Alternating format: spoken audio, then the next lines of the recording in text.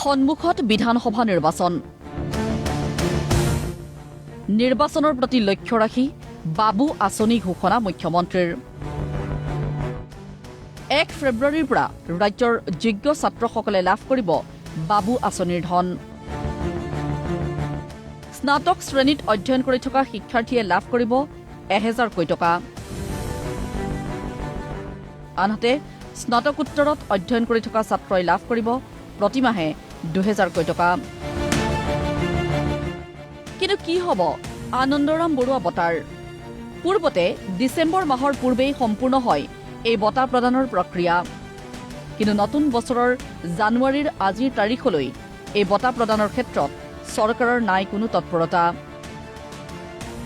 যাক লৈ এতিয়া হতাশাত ভুগিছে উচ্চ মাধ্যমিক পৰীক্ষাত সুখ্যাতিৰে উত্তীৰ্ণ হোৱা ছাত্ৰ ছাত্ৰীসকল। 2005 চনৰ পৰা আৰম্ভ হোৱা আনন্দৰাম বৰুৱা বঁটাটো এতিয়া 2025 পালে।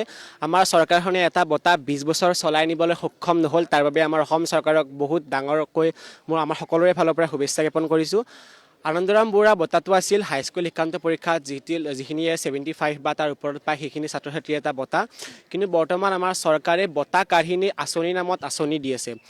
কিন্তু এতিয়ালৈকে জানুৱাৰী পালে আনন্দৰাম বৰুৱা বঁটা এটা আমাৰ চৰকাৰৰ ফালৰ পৰা কোনো ধৰণৰ নটিচ নাই। অনলাইন ফৰ্ম ফিল আপ হওক, অনলাইন ৰেজিষ্ট্ৰেশ্যন হওক, কোনো একো দেখিবলৈ পোৱা নাই। এতিয়া আজি যে আমি ইয়াত থিয় হ'ব লগা হৈছে আনন্দৰাম বঁটাৰ হকে, এইটো এটা দুখজনক বিষয়। কাৰণ ইলেকশ্যনৰ নামত অৰুণোদয় আঁচনিত 8000 টকা দিব আৰু সিদিনা গোটত 10000 টকা দিলে।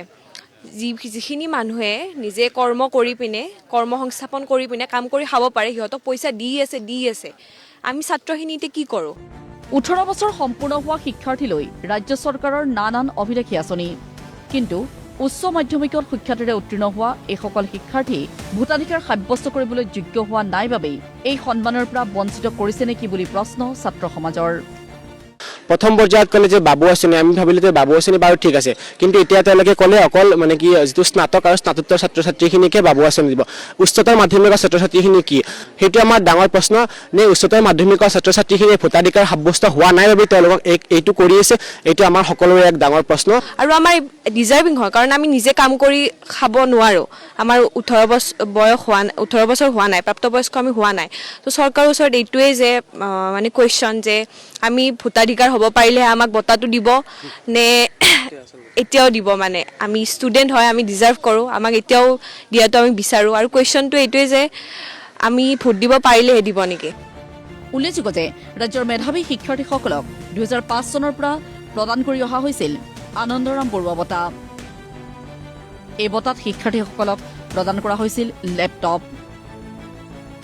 2023 চনত এই বঁটাৰ সলনি আনন্দৰাম বৃত্তি হিচাপে 15000 টকা প্ৰদান কৰিছিল হাইস্কুল শিক্ষান্ত পৰীক্ষাত 75%তকৈ অধিক নম্বৰ লাভ কৰা মেধাৱী ছাত্ৰ ছাত্ৰীসকলক। আনন্দৰাম বৰুৱা বঁটা কেৱল এক বঁটা নহয়, ৰাজ্যৰ ছাত্ৰ ছাত্ৰীসকল আগুৱাই যোৱাৰ ই এক প্ৰেৰণা আৰু উৎসৰ থল। শীঘ্ৰেই পুনৰ ছাত্ৰ ছাত্ৰীসকলক এই আনন্দৰাম বৰুৱা বঁটা প্ৰদানৰ আহ্বান ছাত্ৰ সমাজৰ। চৰকাৰক এইটোৱে জনাব বিচাৰোঁ যে 10মান শ্ৰেণীৰ ছাত্ৰ আমি সকলোৱে ইয়াতে আছোঁ, যে সকলো ছাত্ৰবোৰে এটা বঁটা পাবৰ কাৰণে ভালকৈ পঢ়িছে, ভালকৈ এখন ৰিজাল্ট কৰিছে। এই ৰিজাল্টটো পোৱাৰ পিছত চৰকাৰে কিবা এটা দিব লাগে। চৰকাৰলৈ তথা মুখ্যমন্ত্ৰীলৈ মই এটা আহ্বান থাকিব যে বঁটাটো মুকলি কৰি দিয়ক। তো যিখিনিয়ে ভালকৈ পাছ কৰিলে সেইখিনিকতো দিব লাগে ন। আমি ডিজাৰ্ভ কৰোঁ এই বঁটাটো। এই 12000 টকা বহুতৰ কাৰণে কম হ'ব পাৰে, বাট আমাৰ দৰে যিবিলাক সাধাৰণ মিডিল ক্লাছ ফেমিলিৰ মানে ল'ৰা ছোৱালীৰ কাৰণে এইখিনি টকা বহুত মানে প্ৰয়োজনীয় মূল্য। সেইখিনিয়ে মই ক'ব বিচাৰিম আৰু চৰকাৰক এই বঁটাটো দিয়াৰ কাৰণে অনুৰোধ জনাব বিচাৰিম। ভিডিঅ' জাৰ্নেলিষ্ট অৱনী বেজবৰুৱাৰ সহযোগত শচীন শ্যামন্ত বৰাৰ ৰিপৰ্ট, প্ৰতিদিন টাইম।